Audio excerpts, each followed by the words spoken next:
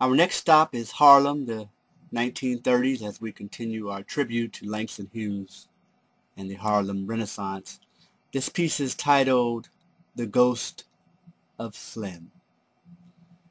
Whatever happens to a dream diffuse, somewhere near Lenox and 105th Street, there's an invisible avenue called the Blues.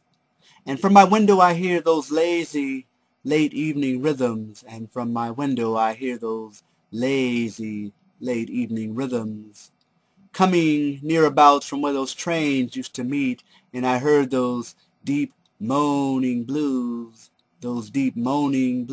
parading in those streets.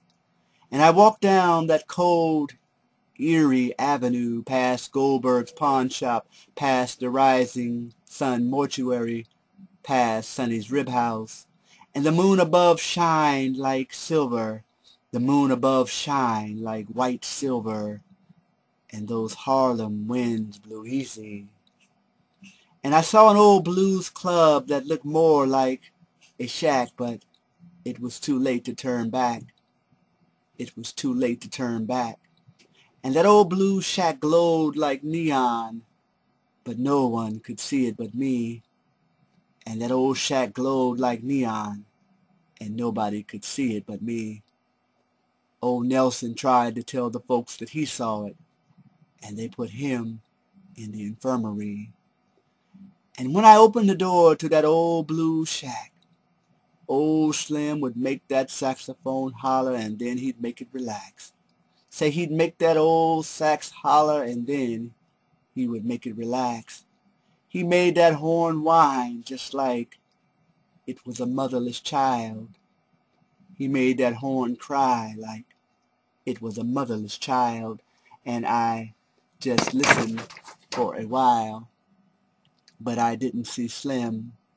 And that dimly lit room was full of black ghosts, old Lamont the bartender, Curtis the cook, and Wilson the host. Old Fats beat his piano like a boxer, while beautiful black-browed ladies danced as graceful as a ballet, sliding, gliding, dancing the night away. And those Harlem lights, just like those Harlem nights, burned low and dim.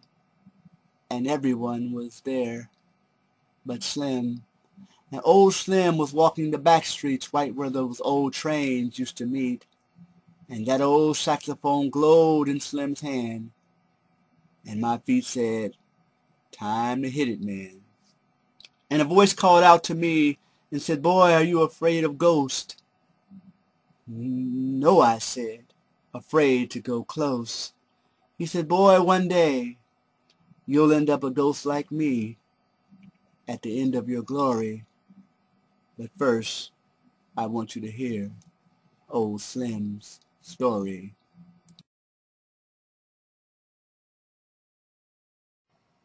He said the men set fire to the cotton shack. They said things in Harlem was getting a little too black.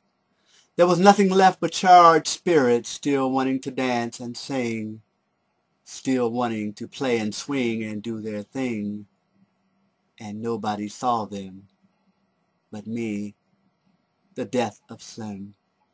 Right before the fire, they took Slim out to some distant place, saying, "Boy, do you believe in the great white race?"